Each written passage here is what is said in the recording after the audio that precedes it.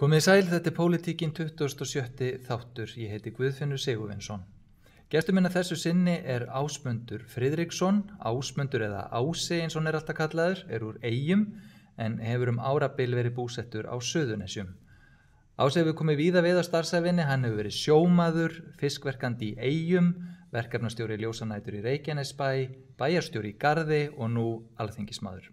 Bara svona svo fátt eitt sé nefnt. Það fjölmargt sem brennur á Ása í pólitíkinni og hann duglegur að rækta samband sitt við kjósendur, kannski of duglegur, finnst sumum. Ási, velkomin. Takk fyrir. Það hefur nú svo oft verið talað lofsamlega Vestmannaeyjar, svoleiðis að ég ætla að spyrja af hreinum og klárum eiginhagsmunum, að því ég ólst nú upp á þessum stað fyrstu æviárin að spyrja, hvernig að búa í Garði? Það var frábært að búa í Garðinum. Ég bjó þar í 10 ár. Og það svona samfélag eins og maður getur kallað bær í sveit, þar sem að þú kemst næst í að vera svona þar sem grunnatvinnuslóðir þjóðarinnar byrjuðu, landbúnaður og sjávarútvegur. Þarna voru henni eiginlegu útvegsbændur sem að bjuggu við varirnar og réðu til fiskjar þar sem styðst var á miðin. Þess vegna var Garðurinn stærsta samfélag á Suðurnesjum þar síðustu aldamót eins og Hafliðar. Svo að það vélbáta útgerðin kom að þá var þessi hafnleysa algjörlega torf færð fyrir vélskip. Þannig að þá færðist útgerðin inn í Keflavík og Njarðvík og til Grindavíkur og þessi sveitafélag mega svona muna fífilsinn fegur að því leitunum til. En mannlífið í Garðinum og eljusemin og dugnaðurinn mikill og ég veit þekkir það ágætlega og það fólk sem eru afkomandi þessara manna og kvenna sem ólust upp við auðvitað oft við erfiðar aðstæður út við ysta hafa, svo má segja, og samfélagið þetta berðist svolítið merki alltaf og ég finn það alveg svona samlíkingu með því og út í Eyjum að það það svona, þú veist, ákveðin harka í fólkinu en svo það reynir á og víðir eða íbja að færa að spila þá allir í samanliðinu. Já. Þannig að stöndu saman þegar það skiptir máli og svo þetta erum við líka bara einyrkjar sem þurfum að komast áfram í lífinu og þá þarf maður að stundu svolítið að olbóa sig í gegnum kösina og þannig bara lífið. En það bara yfirleitt gert í góðu. Þú svona, kemur mér fyrir sjónir sem svona framkvæmda pólitíkus, þú vilt bara ganga í málinn strax. Átti þá ekki mjög vel við þig að vera bæjarstjóri? Jó, það nú eiginlega bara eftir margt sem ég hef prófað, bæði í félagslífi og atvinnulífi, að þá var það skemmtilegasta starfið. Og ég hef oft sagt að maður gæti afgreitt marga hluti fyrir hádegi. Já. Tekið símann og beðið að þetta og hitt gert og íbúarnir hringdu og ég naut mér alveg sérstaklega í því að bregðast við. Og ég auðvitað svona upplægi hugmyndaríkur og hef geysilega mikla ánægju því að draga mál áfram og eftir ég flutti suðréttir og fór að vinna hjá Reykjanesbæ líka þá kynntist ég kannski í fyrsta skipti svona alvöru teymisvinnu og það hentaði mér afar vel. Já. Og ég held að bestu kosti mínir í bæjarstjórastólnum voru í rauninni að nýta kosti annarra, kosti sem ég hafði ekki og leiða þá saman og það fannst mér takast vel við þetta.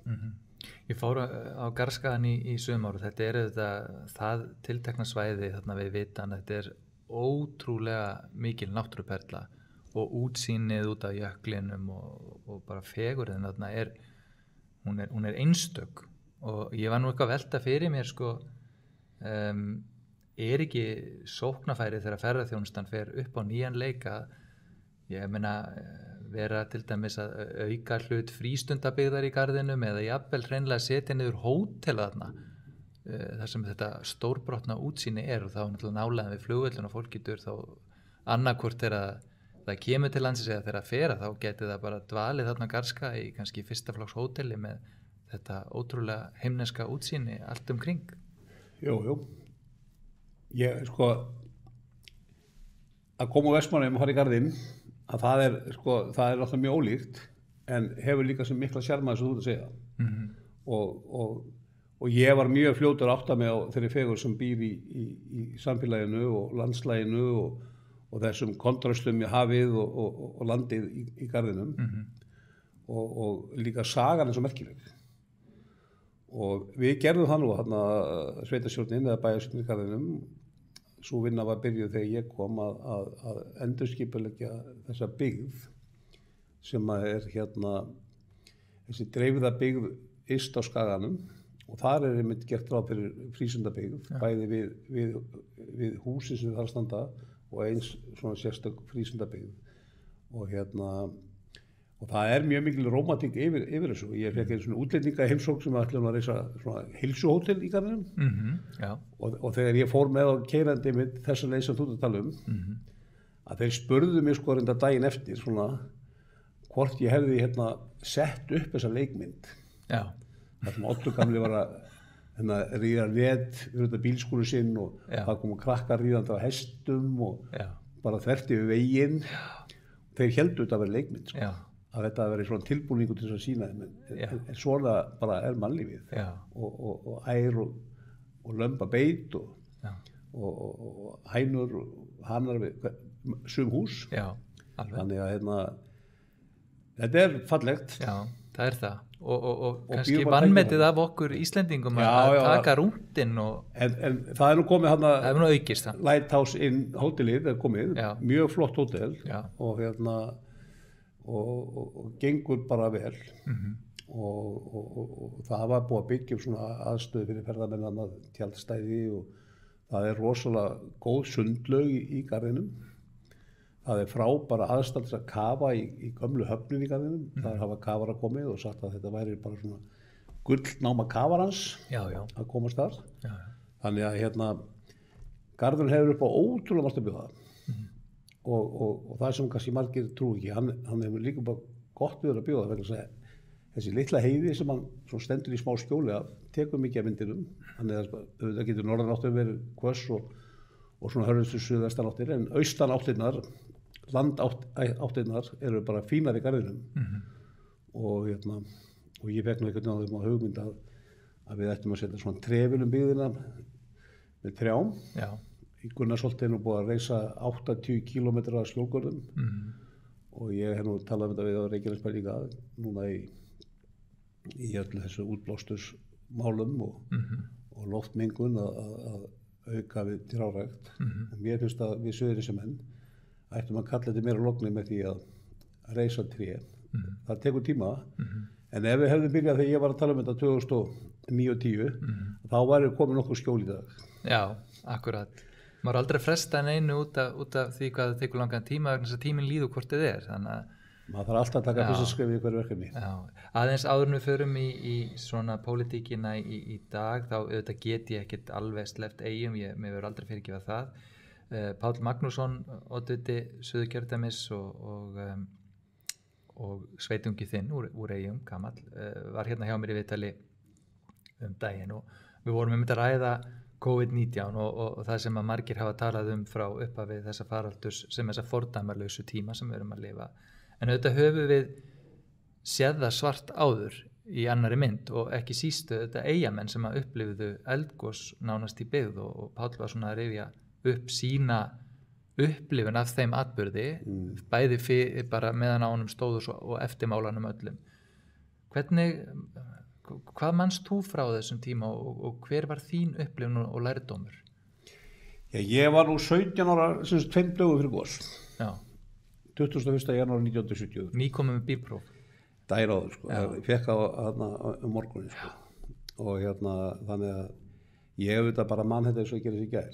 Þegar allir nágrannir minn kom að banka á glugganum mér og sagði að það komið gos og ég sá það speglast í glugganum í húsinu á móti og síðan vakti ég foreldra mína og síðan fórum plötslega upp á land. Svo kom ég og pabbi tilbaka þarna nokkru dögum síðar og vorum nokkru daga í Eyjum. Svo fór ég í skógaskóla og kláraði þar.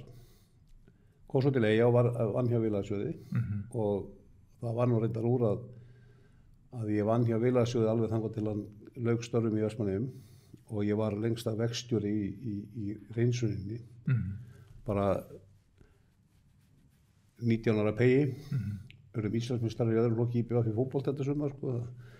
Og þegar vorum að takast á við þessi miklu verkefni og ég hef alla tíð verið mjög upptekinn af þessu sem að gerðist í gosinu vegna þess að 10 árum áður eða 7. nóvember 1963 hófst Neðjarárgos í Surtsey og ég get nú bara upplýst að hér að bara þessa dagana er ég að leggja síðustu handa bók um sögu nafngiftar Surtseyjar sem var mikið bara hættuspil. Það voru 7 menn sem að bara voru í dauða hættu úti í Surtsey þegar hún var mánaða gömul og svo var atvik sem gerði Sýrtling 1965 sem að stór hluta þessi bók gengur út á og ég að gera með vonum að bókin kom út núna síðar í haust. Já, spennandi. Og ég hef reyndar skrifað 2 aðra bækur og fyrir bókin hún fjallar töluvert æsku mína og svona ýmislegt tengt þessu gosi. En það sem að kannski stendur upp úr fyrir mig og sem ég hugsa oft tilbaka að vera búin að gifta henni Siggu minni í rúm 40 ár og eigum 5 börn að maður veltur oft fyrir sig sko ef að gosið ekki komið, hvað þá sko? Og þetta sækir svolítið á mann. Svona hlutir eins og svona spurningar sem ekki er hægt að svara. Og líka annað að þarna klukkan 2 nóttina þegar ég fór að heiman í Grænhlíð 18 í Vestmannaeyjum með foreldrum mínum og bræðrum að það var ekki fyrir mörgum árum seinna ég áttaði mig á því að þarna var ég að labba í síðasta skipti að heiman. Að því að ég átti ekki eftir að búa hjá mamma og pappa aftur sem hluta fjölskyldunum þannig. Nei, ekki sem heimilismaður. Og það var náttúrulega mjög, hafði mjög mikil áhrif á mitt líf. Ég hafði farið í 5. bekk í Reykholti og ætlaði svona að halda áfram að mennta mig. En lendi nú bara þarna í því að verða starfsmaður hjá Villarsjóði og verða verkstjóri og vera í fótboltanum og eignast barn og þetta gerði maður alltaf að vera 20 og kaupa sér íbúð og ég var bara komin út í lífið og í ábyrgðarmiklu starfi og þannig héldu unglingsárið áfram hjá mér og eins og bara hjá mörgum ungum mönnum komum með 5 börn bara 30 eða 4 reyndar og þannig að lífið svona tók yfir. Já. Og maður réði ekkert atburðarásinni og ég sótti mjög í það að reyna að mennta mig. Það voru ekki mörg tækifæri og alls ekki út í Eyjum. Maður fór í námskeið og alls konar hluta sem tengdist fiskvinnslunni og svo seinna með þegar eftir ég kom upp á land þá fór ég nýja tölvu- og viðskiptaskólann og fór í markaðs og sölumennsku og ég fór í Háskólann Reykjavík í mannauðsstjórnun í svona kursa og komst raun það að allt sem ég hafði verið að vinna við alla ævina sko var bara í svona bókum bara með öðrum orðum sko. Já, akkurat. Af því að þeir sem hefðu kennt mér Stebbi Runn og þeir sem ég hafði unnið með og fyrir að þeir höfðu lagt mér lífinunnar og gert mig að þeim manni sem ég er í dag sko. Já. Að þeir voru eiginlega mínir mentorar og einhvern veginn hafa þau fræðir sem að þeir lifðu eftir ratast í háskólabækurnar en örugglega ekki frá þeim beint. Nei. En öll þessi stjórnunarfræði að þau teygja sig nú bara reyndar aftur í biblíuna. En það sem kannski þetta gjör ólíkir atburðir að Veira komi hér austan úr heimi og setja alltaf hliðina og að það fara að gjósa en kannski það sem núna líkt með því sem hefur verið að gerast núna undanfarna mánuði og það sem gerist líka þegar það fór að gjósa og svo náttúrulega bara hélt áfram að gjósa, að það biðin að eftir því sem verða kann sko. Það veit enginn hvenær endapunkturinn og það þetta taugastríð, hvenær kemur, núna erum við að velta fyrir okkur með bóluefni og allt þetta. Þarna var fólk að velta fyrir sig hvenær hættir að gjósa og þegar það hættir að gjósa verður þá höfnin lokuð, hvað mikið að byggðinu verður komin undir ösku, gríðarlega stóra spurningar sem náttúrulega snúa bara beint að því verður heimili mitt horfið, verður framtíð í Eyjum og finnst þér svona hefur þið verið hugsað til þessa núna svona einhvern veginn í þessu ástandi, að finnst þér svona eins og það hafi skilið eftir sig, manni finnst núna eins og þolinmæðin sé að bresta hjá fólki, að hefur þessi atburður einhvern veginn gert það verkum að þú ert kannski þolinmáðari en ella? Sko ég held að ég reyndar ekki rætt þetta við marga Vestmanninga en ég algjörlega klára því að við sem erum á þessum aldri sem ég var á þegar gósið byrjaði og eldri og munum þetta, að við upplifum þetta ástand svolítið öðruvísi heldur en kannski þú og þeir sem áttu til að bjugga ekki við þær aðstöður sem við byggum við. Ég sendi nú Bjarna Benediktssyni, formanni flokksins, bara tölvupóst fljótlega þetta fór að herðast að hérna í okkur í veirunni og við vorum átt okkur á því hvað þetta mikið krísa. Ég var að segja við hann að það var Magnús Magnússon, faðir Páls Magnússonar, var bæjarstjóri í Vestmannaeyjum og sjálfstæðismenn höfðu mist meirihluta sinn bæjarstjórninni og maður fann það mjög fljótt út í Eyjum að því að sko það var engin uppskrift á bæjarstjórnstofnun fyrir því hvernig átt að bregðast við gosi.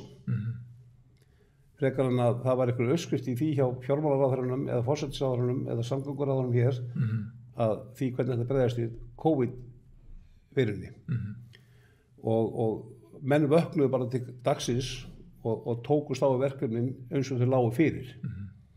Og við urðum bara tókum þátt í því að frá degi til dags voru okkur gjörbreyttar aðstæður og það var mjög lítill svona sens, ef maður nota þessu orð sko, komur sens fyrir því að vera gagnrýna yfirvöld fyrir þeirra gerðir eða áætlanir vegna þess að sko, það hafði engin innistæði fyrir því að bjóða eitthvað betur.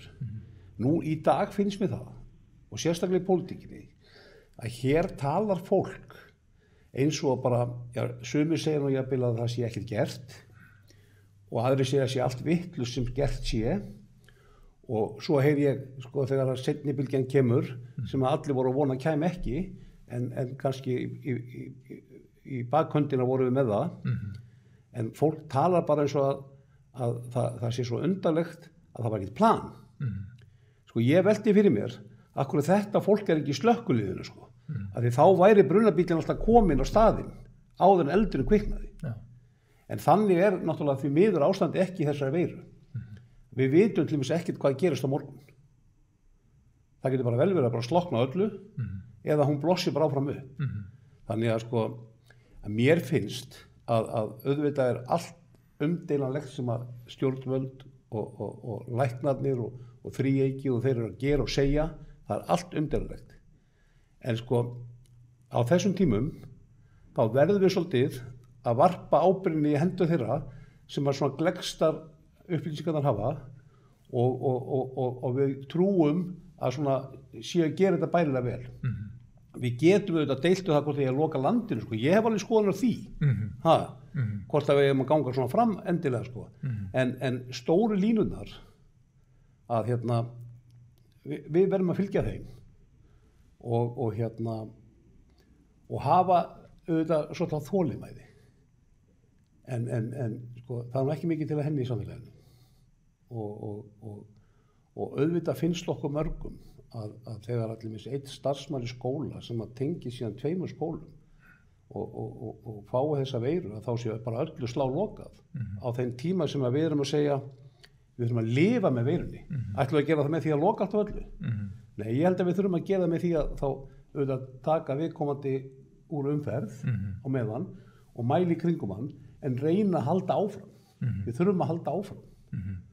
Og það var það sem gerði Vestmannaeyjar eftir að bæja var það að menn sko fyrsta áætlunin að hreinsa Vestmannaeyjar, að hreinsa Vikur, var bókuð sko á öðrum degi í gosinu.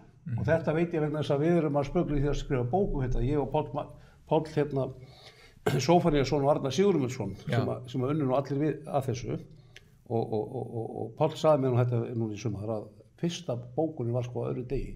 Þannig að menn voru ekki að gefast upp þó að það veri hérna kílómeterslöng gossprunga, menn voru bara byrjaðir. Og þannig er þetta hjá okkur með þessa veiru, við megum alltaf aldrei gefast upp sko. Við verðum að halda áfram, en við getum ekki verið að hlaupa út og suður sko. Og ég segi nú það bara eins og konan sagði, við getum ekki verið að smala köttum í þessu máli sko. Eða takast á atrið og gefa fólki það að það sé allir að gera sitt besta eftir því sem best er. Ég held að sé ekki mikið sens fyrir því í samfélaginu að gagnrýna þetta fólk mjög mikið, en sko, ég skil ferðaþjónustuna að því sko, ég spyr okkur sem erum í þinginu sko, á hún bara eina sitt upp með skaðana þessu. Starfsfólki þar og þeir sem hafa þurft að fara hlutabótaleiðina, þeir sem hafa mist vinnuna, það bara fólki sem á að bera þetta. Hvað með okkur sem fáum bara laun umslegin hvernig einasta mánaðamót á þessum nokkuð sé skert? Hvað er okkar framlag í það? Og ég held að svo ábyrgð mun að hvíla okkur ef þetta heldur áfram, að þá þurfum við með einhverju móti, ríkisvaldið, við, hitt fólkið sem hefur verið svona ósnertanlegt í þessu máli, við hljótum þurfum líka þá að koma inn á þennan pakka og gefa tilbaka þessu þau. Já, samfélagið allt. Samfélagið allt. Þetta eins og þú ert að lýsa, þetta hefur áhrif allstaðar minst mikil og ólíku þetta. Þá erum við aðeins kannski bara komin lóðbent inn í pólitík dagsins í dag. Þitt kjördæmi, svo við einbeitum okkur kannski að því, er þetta samansett af mörgum atvinnuvegum en líka stórum atvinnuvegum sem er einmitt eins og þú nefnir ferðaþjónustan að finna þetta hart á eigin skinni. Hvernig líst þér núna svona á horfurnar, við erum að sigla inn í þetta haust með þessar takmarkanir á landamærunum. Það er verið að ræða ýmis úrræði, náttúrulega auðvitað vilja allir besta leiðin til að takast á við atvinnuleysi er auðvitað að skapa atvinnu. Það er númer 1. En þegar það er ekki hægt þá er náttúrulega þarf að huga til dæmis atvinnuleysisbótum og slíkum samfélagslegum stuðningi. Hvað ert þú að sjá fyrir þér núna í þessari stöðu sem uppi er núna til dæmis þegar þú komandi úr Reykjanesbæ, sér kannski hjón þar sem konan vinnur í fríhefnunni og maðurinn er flugmaður eða hvað eina eða öfugt, þar sem fólk er kannski báðar fyrir vinnurnar eru að missa vinnuna. Þú veist, hvað er hægt að gera? Sko, það er mjög mörg dæmi þetta á Suðurnesjum að hjón og börn vinna öll upp á flugvelli og á þeim stóra vinnustað sko, sem er fjölmennasti vinnustað á Íslandi. Ég held að hann sé að þarna vinni 4% af vinnandi fólki í landinu. Þetta er sko risa vinnustaður. Og ég þekki margar fjölskyldur sem af erlendu bergi brotnar sem eru búin að vera í Suðurnesjum í fjöldamörg ár, jafnlengi og ég. Þar vinna bara allir á vellinu. Hlaðdeildinni, í eldhúsinu og bílalegunum og eins og þú nefnir.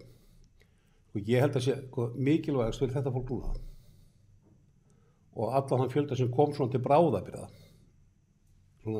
svona á vertíð, að ég held að sé mikilvægast að við lengjum í tekjutengdum atvinnubótum. Nei, atvinnubótum. Það mun skipta gríðarlega miklu máli við þetta fólk. Þær eru eitthvað 436.000 eitthvað svolítið, ég man ekki alveg nákvæmlega krónuna, það bil á mann. Og það heldur fólki frá því að fara nú alveg neðst niður í 270.000 kallir sko. Og ég held að það er auðvitað bara þessu, ég nú satt í fjármálaráðuneytinu, bara reiknist dæmið þetta, hvort það sé bara ekki betra að þetta fólk sko, þá lifir svona þolanlegu lífi við þessar aðstæður með tekjutengdum atvinnubótum og af því að klárlega mun allir svo peningu fara í neysluna. Hann fer ekki að bankabækur af því fólk hefur ekki efni á því núna. Þannig að sko það viðheldur bara neyslunni sem skiptir líka bara miklu máli bara fyrir okkur öll. Og kemur veg fyrir skuldasöfnun Kemur veg fyrir skuldasöfnun og annars líkt. Þannig ég held að það sé lykilatriði.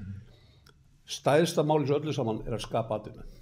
Og stærsta málið þessu er að skapa verðmætt störf. Störf sem að gefa eitthvað af sér. Við heyrum Samfylkinguna tala um það að það er að fjölga opinberum starfsmönnum núna. Það sé alveg lykilatriði.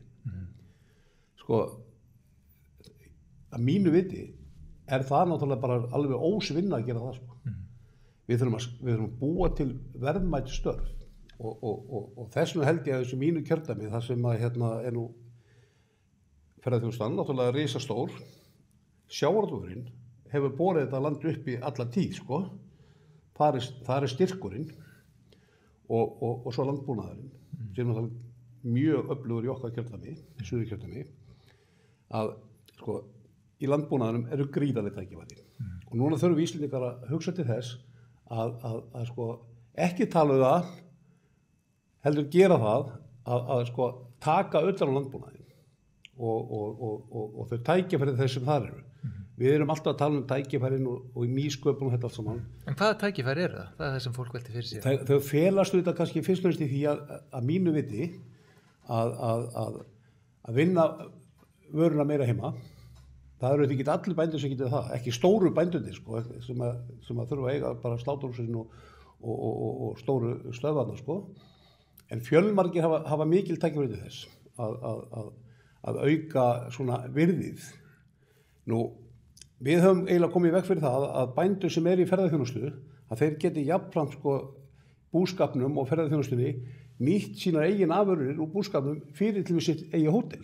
Það er bara bannað Þeir þurfa að setja sitt kjöt í sláturhús og svo þurfa að kaupa það aftur tilbaka. Og nákvæmlega saman mjólkina, þeir senda hann í mjólkubúið og kaupa hann tilbaka. Þannig að það er auðvitað hellis rómatík í þessu líka, en þarna eru mikil tækifæri. Og við, það er ekki að neinu að við höfum talað um matvælaöryggi þegar við höfum talað um bændur í Íslandi. Það er engin þjóð sem að lætur landbúnaðinn drabbast niður. Og fólk er að tala um að það sé að fara illa með peninga, það sé að fara með 15 milljarða í niðurgreiðslu til bænda. En ég bara spyr, hvaða þjóð gerir það ekki? Bandaríkjamenn styrkja sína bændur. Evrópusambandið, það nær þeim engin. Og ég bara minni á, það var könnun núna sem kom fram og sagði að íslenskt lambakjöt og norskt væru það næst dýrasta í heimi, Fyrst var það Sviss. Þar var vísitalan 200, 156 á Íslandi og 150 í Noregi en 100 Evrópusambandinu. Þetta er einhver mælikvarði sem notar í vísitölunni. En hver er svo sannleikurinn á bak við það? Sannleikurinn á bak við það er að bóndinn á Íslandi, hann fær minnst fyrir kjötið sitt af öllum þessum, þó að kjötið sé selt út úr búð, svona dýrt. Að hluta til er það út af þessari miklu velmegun sem er í landinu, hér er svo há laun. Það hafa bændur sagt til mig, já, það væri bara ódýrar að senda kjötið til Póllands og vinna þar og senda þetta tilbaka. Nei, við viljum það ekki. Við þurfum að standa vörð um þetta. Og gefa þeim tækifæri, ferðaþjónustubændum að geta unnið þetta heima. Nákvæmlega sama hef ég rætt lengi við fiskvinnsluna.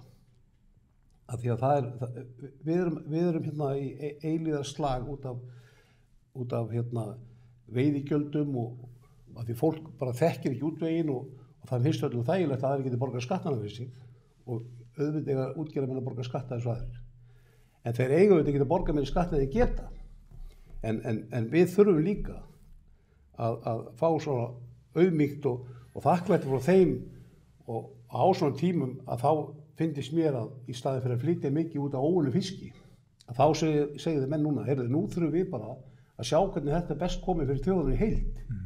Hvernig nýtum við best fiskin í heild, ekki bara fyrir viðkomandi útgerðarmann, heldur bara fyrir okkur öll.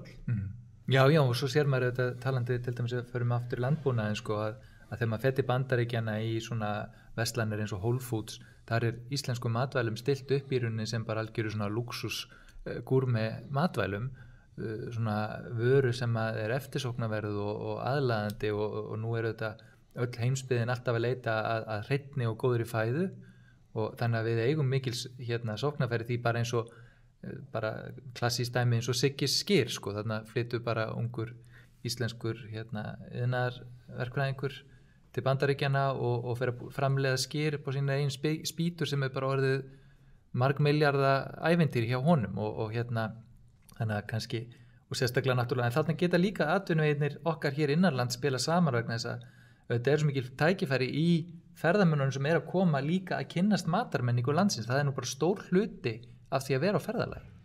Við erum að tapa, þú veist, tekjur af ferðamönnum ætlar ekki verið eitthvað 700 milljarðar á síðust ári. Sem að fer náttúrulega nánast niður í 0, nánast. Og á sama tíma bara skuldir ríkisins á þessu áru næsta kannski niður í 500 milljarða úr því að ríkissjóður ekki með hagnaði síðan 2013 að einu árundaði skildu. Ég held að nú þurfum við í rauninni að blása í alla herrlúðra til þess að að koma inn á þennan markað sem þú ert að minnast á, matvælamarkaðinn. Ég var nú bara fundið Þorlákshöfn í gær, það sem hefur verið að gera stórkostlega hluti og í matvælauppbyggingu og frábærar hugmyndir sem þar kom fram.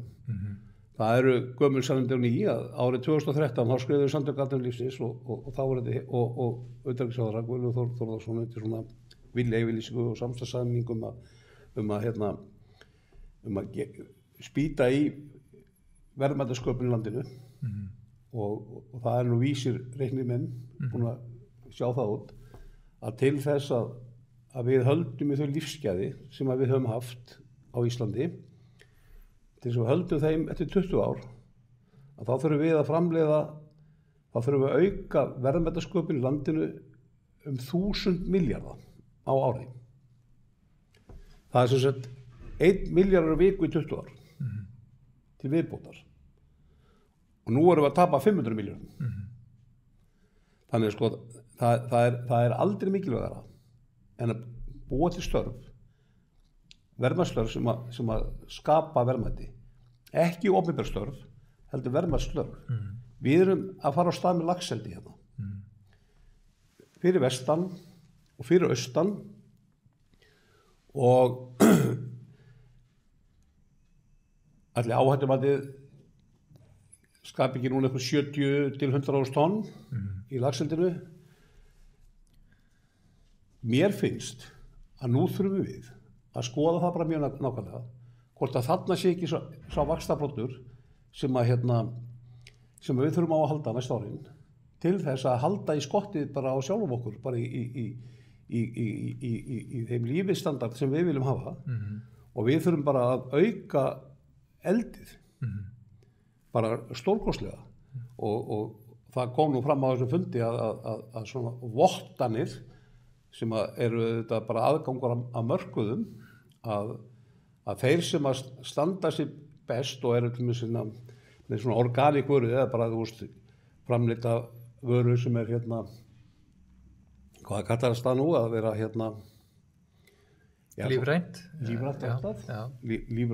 lífrænt eldi að auðvitað getur ekki allir verið lífrænu en þeir eru að fá næstu helmingi meira fyrir vöruna heldur en þeir sem eru svona venjulegir framleiðendur en þeir eru þetta kosta líka miklu meira til þannig að þeir eru kannski ekki endilega að græða mikið meira en þeir eru að skapa meira verðmæti þannig að þarna liggja alveg gríðarleg tækifæri þetta er mannfrek framleiðsla og kallar á mörg störf og það verður hægt að auka verðmæti þessar vöru með fullvinnslu eða meiri vinnslu heldur við erum að gera í dag. Það er hugsa allar þjóðir og ég held að eina leiðin út úr þessari kreppu sem að COVID ástandi hefur skapað það er að framleiða okkur útrunni. Að framleiða okkur útrunni. Þeir sem eru að tala bætur það mun enginn lifa af þeim. Við munum aldrei lifa af neinum bótum, neinu lífi. Það líka bara eitthvað sem á ekki að vera eftirsóknarvert, það vilja allir hafa vinnu. Nei, en við viljum hafa auðvitað gott heilbrigðiskerfi sem styður við þá sem á því þurfa að halda. Út af bregður. Út af bregður, en það er eina leiðin út úr því ástandi sem nú er að skapa störf sem skapa verðmæti. En svo er það líka, það er stundum talað núna að því að ástandið akkurat hér og nú sem við vitum að er tímabundið, við vitum bara ekki hvernig það endar, að það svona stundum finnst manni svartsýnin hjá þeim svartsýnustu skulum við segja, orðin þannig það bara eins og ferðaþjónustan sé bara eitthvað sem tilheyrir sögubókunum, hún auðvitað kemur til með að jafna sig vegna þess að það örugglega alveg að sjá það allir sem að rýna í þetta leið og þessu ástandi léttir þá verðum við með mjög ferðaþyrsta heimsbyggð, fólk mun vilja fara að ferðast í æríkara mæli og Ísland auðvitað hefur þar alveg gríðarleg sóknarfæri bara sem verandi eyja og hreint loft og allt þetta að við vorum að leika okkur með hugmynduna glæsihótel á Garðskaga og eitthvað svona. Er þetta ekki eitthvað sem að líka við þurfum að nýta þennan tíma til að velta fyrir okkur? Það er auðvitað búið að vera mjög mikil og góð uppbyggingi ferðaþjónustu en það er bara ennþá alveg haugur af tækifærum þar. Það eru gríðarleg tækifæri og ég nú einn af þeim sko og það þykir mikill löstur á mínu heimili að ég mjög ferðalatur í ferðalögum en ég mjög ferðaglaður að keyra og er mjög duglur við það en ég aftur á móti mjög latur við að fara í frí en ég hef svona vísutölu á þessum ferðavæntingum núna og bara á sjálfum mér vegna þess að nú ég farin að finna það af mér að ég þurfi nú bara að komast í eitthvað svona frí og ég held að það sé bara með okkur öll að þegar við erum búin að vera svona heft geta bara ekki farið bara til Svíþjóð til Elfríður frænku þegar ég vill eða Bandaríkjanna sko að það muni verða mjög mikil ferða bæði út frá og auðvitað bara þannig mun allir í heiminum held ég hugsa sko og þessum gríðarlega mikilvægt að núna þegar þessi seinni bylgja skellur á að við höldum áfram að hjálpa einstaklingunum sem að mistu vinnuna sína með hlutabótaleiðinni sem mæltist gríðarlega vel fyrir og við vorum að tala um tekjutengdu atvinnuleysisbæturnar og síðan þurfum við að passa upp á það að verðmætin í atvinnulífinu að þau hverfi ekki að þau verði til staðar að við getum bara í rauninni stungið í samband Íslandi þegar að þetta óláns tímabil hverfur frá okkur sem að verður kannski ekki alveg strax en kannski linum við þjáningarnar og þá bara gríðarlega mikilvægt að við séum tilbúin. Já, svo það líka annað, það þetta, við vorum að ræða heilbrigðisþjónustuna, það líka mikið svigrúm til þess að gera betur og gera meira og bæði hér innanlands til þess að stytta biðlista og efla okkar heilbrigðisþjónustu. Við sjáum það nú til dæmis, þó svo það sé kannski ekki beint heilbrigðisþjónusta, þá það fyrirtæki á undir svona þessum hatti heilbrigðisvísindana eins og Íslensk erfðagreining að ná að koma inn í þetta ástand með mjög öflugum hætti og hefur hreinlega bjargað opinbera kerfinu í þessu verkefni sem sýnir það að einkarekstur í heilbrigðisgeiranum alls ekki slæmur, heldur getur þetta unnið saman með mjög öflugum hætti ef við bara leyfum okkur horfa á það þannig. Það er búið að tala eins og með liðskipta aðgerðirnar, það hefur verið að senda fólk til Svíþjóðar þar í einkarekstur og greiða með því frá sjúkratryggingum þegar hægt var að gera þetta bara niður í Ármúla og ég veit ekki hvenær komist við á þann stað og eins til dæmis ef við tölum Suðurnesin þar eru við með fyrsta flokks skurðstofur tómar, gætum bæði nota þær fyrir Íslendinga og eins í ferðatengdri heilbrigðisþjónustu. Ég meina hvenær komist við á þann stað að það verður hægt að fara að ræða þetta af ykkur alvöru og gera eitthvað með þetta með svona vel menntaða þjóð sko. Já, sko ég held nú reyndar að við Íslendingar erum alveg ótrúlega duglegir að tala niður heilbrigðiskerfið. Það nefnilega það mikið betra heldur við látum að vera og það náttúrulega alltaf að koma betur upp í ljós þegar ábjátar hvað við höfum öflugt heilbrigðiskerfi. En það verður náttúrulega með heilbrigðiskerfi eins og allt annað, það verður sífelldri endurnýjun og það eru sífelldar kröfur, það eru aukast og það þarf meiri peninga. Við erum að verða eldri og það er að halda okkur lengur gangandi en það kostar fullt af peningum. Og þess vegna mun heilbrigðiskerfi alltaf soga til sín þetta stærri hlut kökunar en við erum líka að segja leið að það þarf að nýta það fyrir mikið betur og eins vel og hægt er.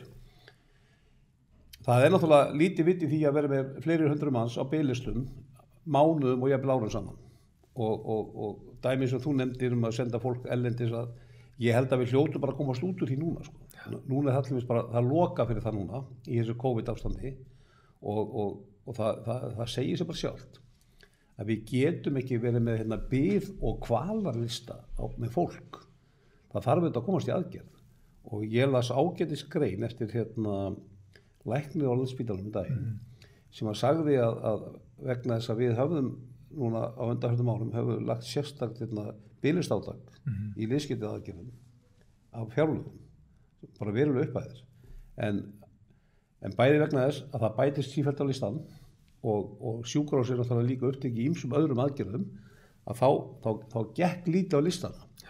Hann var að tala um leiði til þess að hérna, láta þetta nú virka og ég held að við þurfum auðvitað, ég segi bara, byrjum þar bara, látum það bara virka þar og nýtum svo síðan þau tækifæri og þá möguleika sem hér eru heima og við sem að, hérna, erum að tala fyrir einkaframtakinu, við höfum aldrei talað um það að einkavæða heilbrigðiskerfið, það er enginn að tala um það.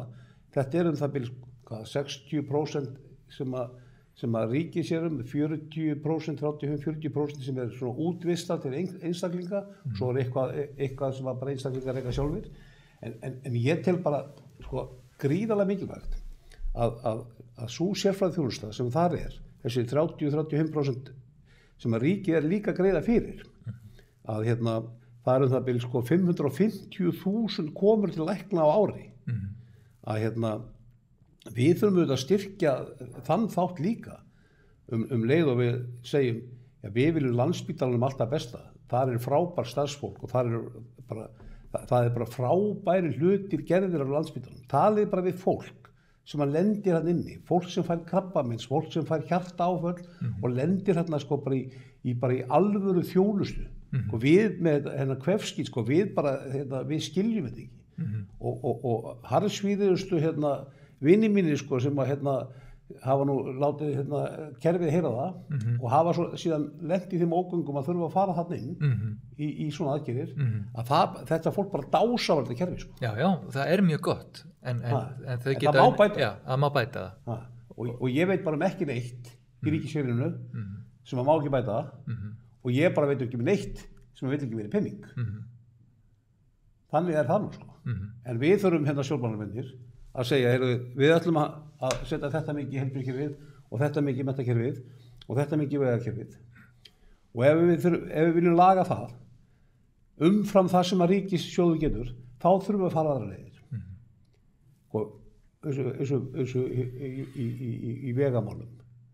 Við munum ekki geta byggt vegakerfið eins og þarf. Það kostar það bil 500-600 milljarða að byggja vegakerfið ef við viljum fá það til sambærilegt í Danmörku.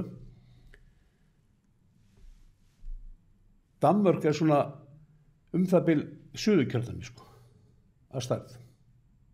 En það búa 6 milljónir manna sko. Og vegakerfið sko, ef við ætlum að komast þangað, þá þurfum við að setja 500 milljarðar í það. En ætlum við að taka það, hvaðan ætlum við að taka þá sko? Ætlum við að taka þá á heilbrigðiskerfinu? Nei, við þurfum að finna það nýja peningi það. Og fólk talar að þá séu menn að skattleggja með því að setja eitthvað umferðargjöld eða tolla. Sko, í enda dagsins, þegar þú kemur heim og streipur á bílnum, að þá ferði í vasan þar sem allir peningar koma úr. Sko. Þetta mun að lokum koma allt úr sama vasan. Þannig er það nú. Nú er að hefjast þessi þingstubbur, þetta ekki mörg mál á dagskrá á honum, þetta er nú svona eiginlega bara nánast uppsóp frá vorþinginu. Hvað svona... Hvernig leggst það í þig? Það er þó þarna eitt mál, þú situr í velferðarnefnd á dagskrá sem eru hlutdeildarlánin, það er að auðvelda fólki kaupa á fyrstu íbúð með svona ákveðnu skilyrðum. Það er eitthvað deilt leiðir í þessu en ekki markmið? Ég held að þetta sé nú bara, í sjálfsög bara ágætismál. Það er auðvitað hérna skipta skoðunum það. Þetta mál er hluti af lífskjarasamningnum.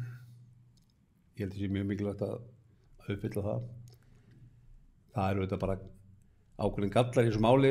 Það var allir krafan það að hérna, verðtryggð 40 ára lán eru tekin út, sem þýðir það að þá er þessi leið miklu dýrari fyrir þá sem eiga erfitt með að fara nægja, þó hún sé ódýr sko. Þannig að við erum búin að opna fyrir það. Við höfum ákveðið að taka út hérna, það átti að vera vaxtaskylda á þessu lánum. Við erum búin að taka það út. Þannig að þeir sem fá hlutdeildarlán, það verður vaxtalaust og það verður tryggt í þessu lögum að þeir vextir verði ekki reiknað þessu hlunnýti og skattar á það. Við tökum það fram. Það er ýmislegt skiptinguna, hvernig þetta deilist út og það þarf að setja reglugerðir það hvernig skiptingi verður á íbúðum milli landshluta. Það er gert ráð fyrir 4 milljörðum á ári í 10 ári eða 40 milljörðum í þennan pakka og við erum að segja 20% af því verða landsbyggðinni, hluti af því verði endurreist gamalla húsa eða endurbyggðra húsa sem maður má nota á landsbyggðinni. Það sem hefur ekki verið grundvöld fyrir að byggja hús. Þannig að við erum að koma ansi nálægt mörgum og ég held að þessi lög, þegar við erum búin að taka þetta og sneiða alla misferðirnar af, að þá geti allir orðið bara sæmilega sáttir. Sko. Það er í 3 flokka ríkisstjórn, þá þurfum við að lenda málunum og stefna. Og það er ekkert endilega slæmt, það getur bara verið gott að ydda þau til á milli ólíkra flokka. Ég held að þetta sé bara mjög fínt og ég verð nú bara að segja svo að ég er í þessum 2 nefndum og að samstarf okkar meiri hluta fólksins hefur með alveg ólíkinu gott og bara mjög gaman að vinna með því fólki sem ég hef vunnið með í báðum þessum nefndum og mér finnst að við höfum skilað mörgum góðum málum og ég held ég verði nú að segja það líka þó að ég fái kannski ekki þá spurningu að það var fjölga starfsmönnum þingflokkanna í vor og ég hef verið svolítið duglegur að líta með það að tala við þetta góða fólk sem kom til okkar og allir aðrir þingflokkar fengu líka viðbót og ég segi nú bara fyrir mig að eftir að það fjölgaði í hópnum að það hefur svona gjörbreytt minn aðstöðu að vera þingmaður í fyrsta lagi afla upplýsinga, skrifa greinar, vinna mál og við höfum verið einstaklega heppin í sjálfstæðisflokknum og ég hef nú bara sagt það á þingflokksfundi að maður hefur kannski komið með hugmyndagrein og í lok vinnudagsins og svo þegar maður kemur heim til sín kannski rúmum klukkutíma síðar og opna tölvuna að þá er bara kannski komin bara svona beinagrind af grein sko. Sem að maður hefði sjálfur þá þurft að fara að eyða kvöldum í og afla sér upplýsinga og ég er til dæmis ekki mjög góður í því sko, að leita mér upplýsinga í allir þessu kerfi þannig að svo gagnrýni sem þingið hefur fengið á sig fyrir að bæta við starfsmönnum sko, hún á ekki rétt á sig að fólk myndi vita hvað þetta gerir. Þetta er bara afleiðingarnar af ráðningu þessa fólks eru sko afkastameiri og betri þingmenn í öllum flokkum. Já, krafan verandi reyndar einn af þessum starfsmönnum þá þakka einu bara hólir en það er náttúrulega líka alltaf kannski svona í þessu og öðru tilliti þá er líka fólk auðvitað og mér réttu að krefjast faglegri vinnubragða og það vill meiri gagnsæi og gagnsæi er það að geta verið í sambandi miðlað upplýsingum það sem er að gerast á vettvangi þingsins þannig að auðvitað skiptir það máli að hvort sem það eru ráðuneytin þingið eða eitthvað annað að fólk þá hafi þær bjargir sem þarf sko. Það búið að gefa manni fleiri eyru og augu. Já, það bara kemur vel út en þá bara í lokin kannski að því ég byrjaði á því að ræða við garðinn og þú varst að segja að það átti mjög vel við þig að vera bæjarstjóri og auðvitað bæjarstjórin er náttúrulega langvaldamesti maðurinn í hverju sveitafélagi þannig að sé það einstaklingurinn og hvernig finnst þér þá að vera á þingi það sem að eins og þú ert að lýsa það sem að miklu meiri það er að gera miklu meiri málamiðlanir það þarf að tala við mjög marga og svo er það bara dagskrá þingsins og hvað eina það getur og allar nefndirnar nefndu það og bara þú veist þetta er miklu flóknari veruleiki að mörgu leyti hvernig finnst þér þetta svona í samanburðin? Ja, sko, í fyrsta leik bæjarstjórinn náttúrulega, sko, hann auðvitað bara framkvæmdastjóri þeirra sem ákveða hvað á að gera. Já. Og svo hefur mann nú svona líka, þú veist, svolítið frjálst, mann dettur ívíslega í hugsun að skemmtur þetta að gera og kryddar tilverun og það tókst nú allt saman ágætlega. Sko, og sko, ég ætlaði aldrei að ná því, sko, í þinginu að keyra heim eftir vinnudaginn og sjá ekkert eftir sig. Það ekkert áþreifanlegt. Sko, í fiskvinnslunni, sko, þú gast tala fiskikörinn sem að klárast á dag, sko. Og þú veist hvað tókst mörg höl út á sjó og hvað tókst mörg tonn í land, sko. Og þetta allt svona sem að fyrir svona framkvæmda mann, sko, þá skipta svolítið allt miklu máli. Og í bæjarstjórastólunum, sko, þú varst alltaf að sjá eitthvað og komst heim á kvöldin og segja, já, það var gaman að geta klárað þetta í dag og leggja drög að þessu og klára það fljótlega og dittun og dattinn. En í þinginu, það er svo óhefðbundi vinnustaður og þar taka bara öll mál mjög langan tíma, eins og til dæmis ef við skrifum saman hérna þingsálinni til og þú hjálpar mér við það og sem tekur svolítið tíma og síðan kynnum að það við þingflokknum, síðan fer það eitthvað röð í þinginu og ef ég heppinn að þá kannski svona mánuður, kannski 2, jafnvel 3 frá því að við klárum þingsálinni þá getur ég getið flutt í þinginu og þá þarf að fara í nefnd og ég hef nú bara varla fengið mála afgreidd úr nefnd þannig að sko, það eru svo fáir dagar sem þú getur sagt sko ég klára þetta, ég gerði þetta en þú getur gert það með að fara í sveitirnar og hitta kallana og sinna erindi fyrir þá og gera græja fyrir þá það hluti af mínu starfi að vera fólkir innan handar og vera til staðar þegar á þarf að halda og það alveg ótrúlega mikið hvað og ég hef kannski svolítið skapað mér þá stöðu sko að vera svo mikið þáttakandi lífi svo margra í kjördæminu. Það ótrúlega margir sem hringi í mig bæði gleði og sorg og atvinnu og tækifærum og ég að upplifa mjög skemmtilega hluti í kringu það og maður finnur alveg sko, það svo ótrúlega margt fólk sem maður heila bara kann ekki á kerfið sko. Af því nú þetta bara sko, nú eru fjölmiðlarnir meira minna í einhverjum tölvum og það nú bara sko fullt af fólki sko á mínum aldri og eldra sem bara ekki tölvufólk og ekki með sko síman í úrinu eða bankaheftið í úrinu sko. Þannig að það eitt af þessum hlutum sem að mér hefur tekist vel upp með og fæ mikla ánægju út úr og svo reynir maður að taka það góða út úr þinginu og ég hef sagt það við fjölmarga gesti sem komið til mín og ég hef farið með skoðana fyrir þingið og gerir bara tölvöld af því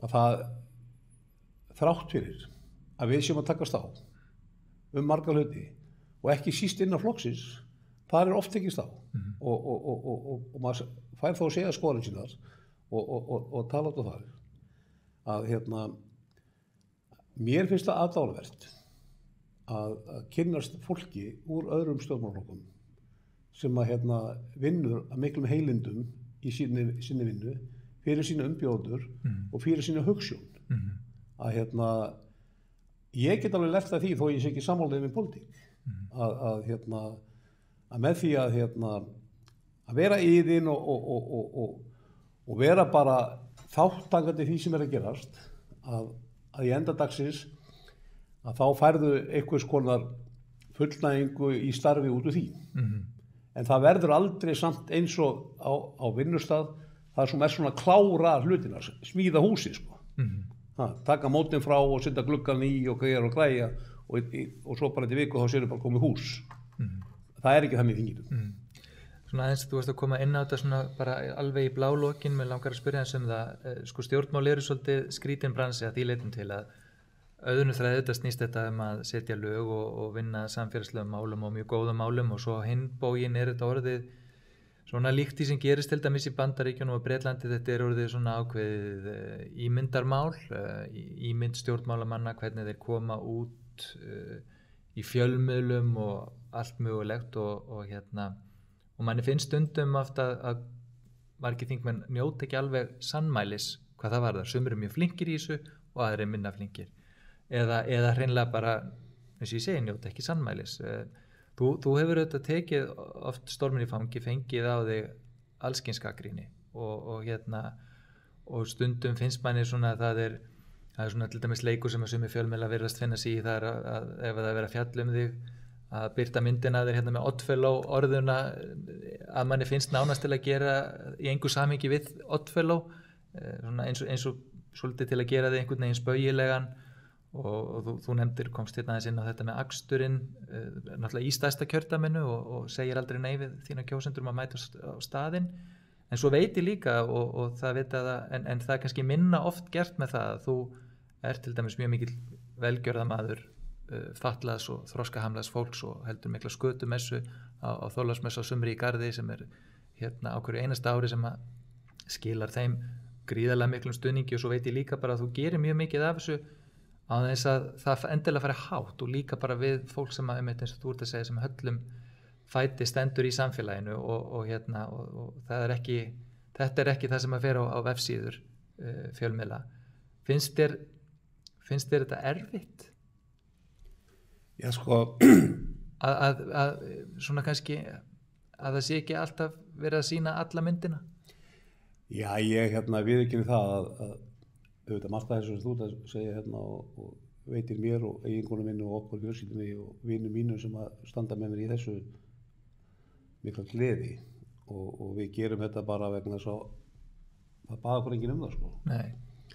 Það er svona sjálfsbrottið og ég vil taka það fram, sko, ég náttúrulega alls ekki einn þó að ég hafi svona byrjað með þetta og þannig en við erum nokkur sem stöndum að þessu Skötumessunni síðan er ég með hjálpaði með Austur á Hellu og ég var á tímabili Austur á Höfn og kannski kemst það í ganga aftur en svo mynd sem að fjölmiðla draga upp manni þegar það kemur eitthvað svona ágreiningsmál að ég verð alveg viðurkenna það að oft hefur það verið of langt gengið og of nærri manni gengið og fjölskyldunni og eiginkonunni og þar eru þetta dregin upp myndamanni, sko, sem er ekki neinu samræmi við þennan mann sem er verið að tala og þeir sem að hafa nú verið svona helstu gerendurnir í því að draga upp þá mynda mér hafa allir fæstir nokkuð sem tala við mig eins og þingmennir Pírata sem hafa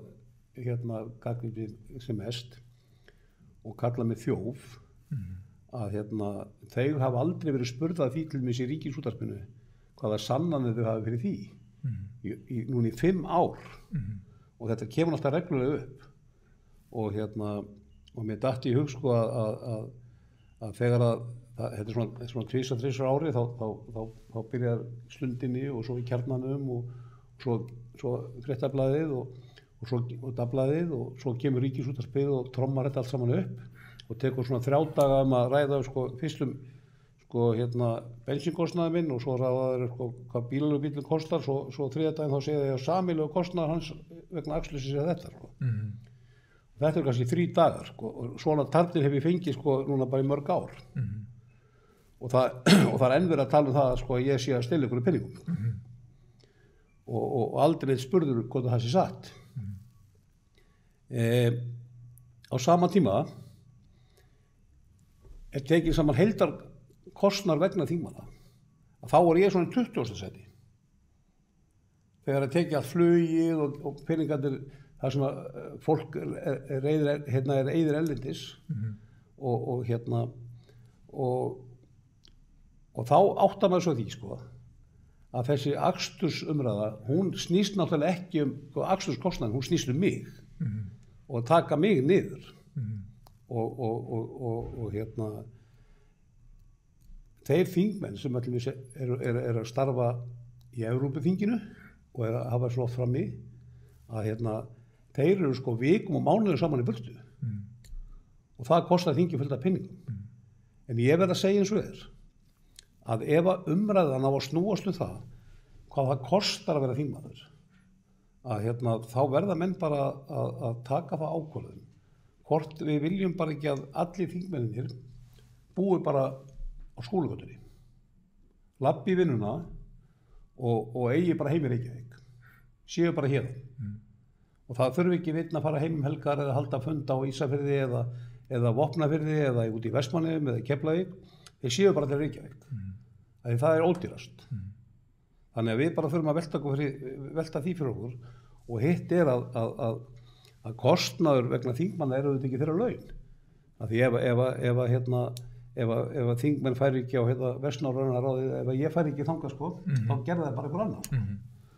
Þannig ég verð nú bara að segja það að Þú nefndir áðan til dæmis að Suðurkertum er á starfi Danmörku og það er fátt um flugvelli í rauninni, það er ekki eins og auðvelt að nýta sér þær og kannski annars þar, og maður svona velti fyrir sig hvað danskur þingmaður væri með í slíkan styrk ef hann var að keyra Danmörku þegar og endilanga sko ég bara þekki það mörgu sinnum í mánuði. En ég get sagt þér það að sko þessi bara einna réttind okkar að mega hafa bíl til að fara kjördæmið og heimsækja fólk, fara á fundi og sinna ýmsum verkefnum, að ég held að séu allir þingmenn ef ég er búin að gefa snupp á þessu.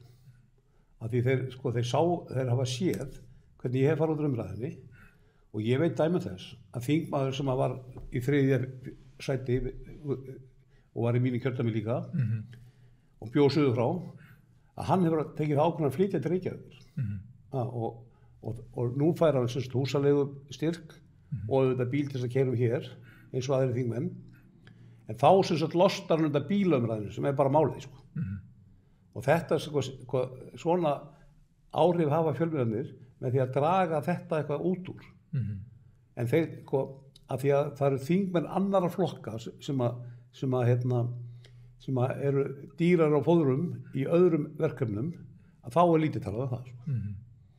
Þannig að í enda dagsins... Og þá náttúrulega rofna líka ákveðin tengsl við kjósendur og bara fólki í landinu sem á sínum stað. Í enda dagsins er þetta bara pólitík. Já, það er bara það. Skýta pólitík. Ég við verðum að enda á skötumessuna því við fórum aðeins inn á náðana, því hún var núna í júlí, því miður komst ég ekki akkurat núna en ég kem næst. Mér leikur forvitna að vita, er skata eins góð hásumar og á Þorláksmessu í aðdraganda jóla? Já, hún er bara, þegar hún er í boði, þá er hún ómissandi og hún er heilsusamleg og hún er þjóðleg, hún er skemmtileg og bakgrunnurinn fyrir Þorláksmessunni er heillandi saga, hvort sem hún er á sumri eða á Þorláksmessu, og það nú Vestfirðingar, það voru Ísfirðingar sem byrjuðu með Þorláksmessu á sumri að gera eitthvað svona vit úr því, og ég sem gamall hrekkjalómur úr Eyjum og skötumistari með þeim mörg ár út í Eyjum, að þaðan kemur þessi hugmynd skötumessunni í Garði á sumri frá Vestfirðingum, og fólk hefur oft sagt þetta, hvernig dettur í huga á miðju tímabili grillsteikana að vera með skötu. En það er bara eitthvað í okkur okkur finnst þetta bara sniðugt, og þetta svona bara hugmynd sem bara steinlág, og við vorum svona heppin félagarnir í Garðinum að fara á stað með hana, og það eru ótrúlega margir sem njóta þess, og við höfum haft þann háttir á að við afhendum þessa styrki á kvöldinu, þannig að við öll, þessi 400 sem mætum, við erum fólkið sem erum skötumessan, þó að ég hafi frontað hana frá upphafi en það eru við öll, og það er fegurðin við þetta verkefni okkar að hjálpa öðrum, að við erum öll saman. Þetta gáti ekki verið betri loka orðið með að geta spjallað hérna í allan dag. Ásmundur Friðriksson, takk kærlega fyrir komuna í pólitíkina og gangið vel. Takk, sömuleiðis.